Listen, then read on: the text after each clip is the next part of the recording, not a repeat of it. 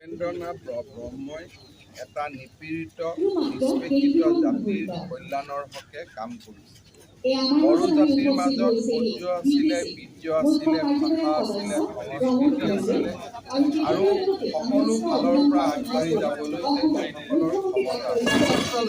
কিন্তু ৰাজ্যখনৰ এনে এটা পৰিৱেশ আছিল যে তেখেতসকল আগবাঢ়ি যাবলৈ সুবিধা পোৱা নাছিল বা তেখেতসকলক আগবাঢ়ি যাবৰ বাবে যিয়ে পৰিৱেশ ৰচনা কৰিব লাগিছিল, সেই পৰিৱেশ ৰচনাত আমাৰ চৰকাৰে হওক বা যিটোক আমি পৰিৱেশ বুলি কওঁ, সেই পৰিৱেশ ব্যৰ্থ।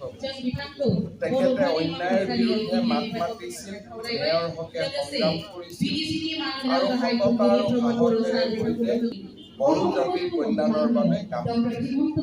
উপেন্দ্ৰনাথ ব্ৰহ্মই বড়ো জাতিৰ হকে কাম কৰাৰ সমান্তৰালভাৱে আন জাতিৰ লোকসকলৰ অধিকাৰক তেখেতে স্বীকৃতি দিছিলে আৰু আন ভাষাভাষী লোকৰ কল্যাণৰ হকেও তেখেতে সততে মাত মাতিছিল।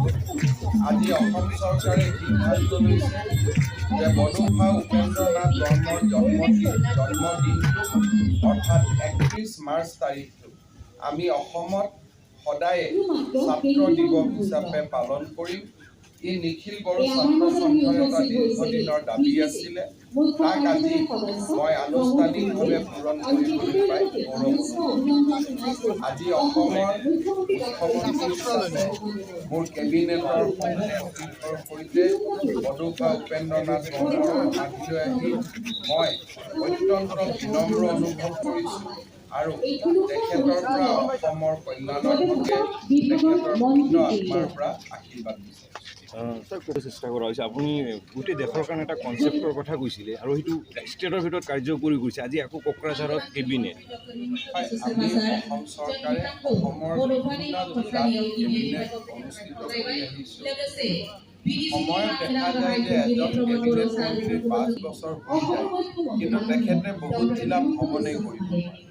ময়ো দেখা পাইছিলোঁ যে মই দীৰ্ঘদিন অসমত মন্ত্ৰী হৈ আছোঁ, কিন্তু কোনোবা এটা কাৰ্যকালত কোনোবা জিলালৈ যোৱাই নাই। সেইবাবে আমি অসমত কেবিনেটৰ বৈঠক জিলা সদৰসমূহত, DC কনফাৰেন্স জিলা সদৰসমূহত, SP কনফাৰেন্স জিলা সদৰসমূহত অনুষ্ঠিত কৰি প্ৰশাসনক বিকেন্দ্ৰীকৰণৰ বাবে আমি প্ৰচেষ্টা কৰিছিলোঁ আৰু সেই প্ৰচেষ্টাৰে এটা ফল হিচাপে আজি আমি কোকৰাঝাৰত উত্তৰণ আজি কিছু বছৰৰ পৰা বিশেষকৈ NDAPৰ লগত হোৱা শান্তি আৰু নিখিল বড়ো ছাত্ৰ সন্থাৰ লগত হোৱা শান্তি আৰু সমন্বয় বিকাশৰ নিশ্চিতভাৱে ইয়ালৈ শান্তিৰ পৰিৱেশ শক্তিশালীভাৱে উভতি আহিছে আৰু এই পৰিৱেশ বহু বছৰলৈ